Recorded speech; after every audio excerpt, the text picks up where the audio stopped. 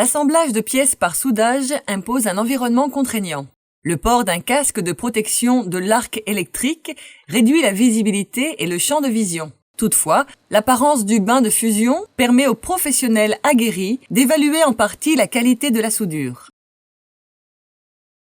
Le contrôle final s'effectue ensuite visuellement ou par des moyens techniques, la radiographie par exemple. La position spatiale et le déplacement doivent rester constants, ce qui provoque de la fatigue musculaire.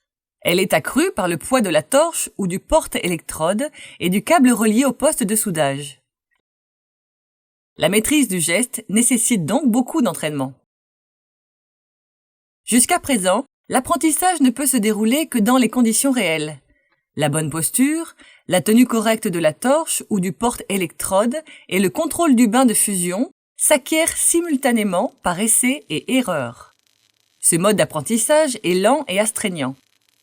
Pour arriver au bon geste, l'apprenant doit répéter de nombreuses fois les mêmes exercices.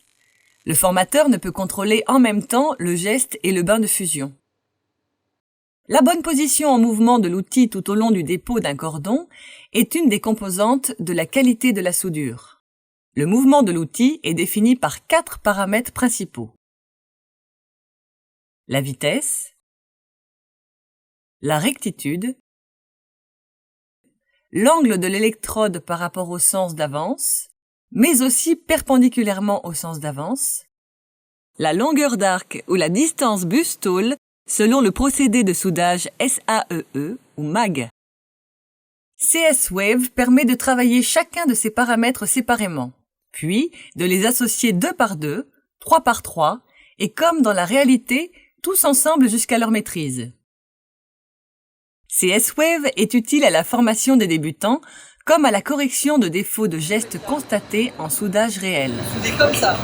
L'apprenti soudeur peut s'entraîner à la réalisation des différents cordons, droits ou balayés, sur les principaux types d'assemblage, bout à bout et en angle, dans les positions à plat, en angle, en corniche, verticale. Le passage d'un environnement virtuel à la réalité s'effectue sans difficulté, bien que l'ensemble des sensations du soudage ne soit pas totalement reproduit. Ce mode d'apprentissage progressif et ludique facilite l'appropriation des postures et de la précision tout en stimulant la concentration. L'autocontrôle et l'apprentissage en autonomie sont possibles avec le système CS-Wave. Les gestes inadaptés, hors marge de tolérance, ont une incidence directe sur l'aspect du cordon. L'apprenant visualise les paramètres de position ou de mouvement de l'outil. Grâce aux indicateurs de tolérance, il peut se corriger instantanément.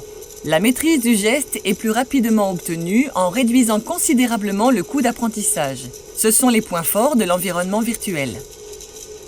En complément des informations en temps réel, le système CS-Wave permet d'afficher le pourcentage de respect des tolérances par paramètres travaillés. Les variations de qualité d'un cordon à l'autre, la visualisation de l'enregistrement complet de la progression de l'outil durant son essai. CS-Wave permet au formateur de créer un parcours individualisé. Il donne à l'apprenant la possibilité d'aménager le contenu de sa progression en fonction de son expérience. Il est ainsi possible d'adapter le niveau de performance à atteindre. 135. Donc tout ce qui est procédé SAE, électrode enrobée, on va faire en sorte de le bloquer. D'accord ? Le formateur a la possibilité d'observer à distance et en temps réel ce que fait un apprenant. Il peut analyser ses résultats et, si nécessaire, intervenir à tout moment. La souplesse de ce système d'apprentissage permet son intégration à tout dispositif de formation. Alors Serge, venez, on va regarder un petit peu, on va faire un débriefing sur les pièces que vous venez de souder. D'accord ? Donc on revient sur votre profil qu'on avait créé. Double-clic. Voilà, on voit que sur la passe racine de votre PC, vous avez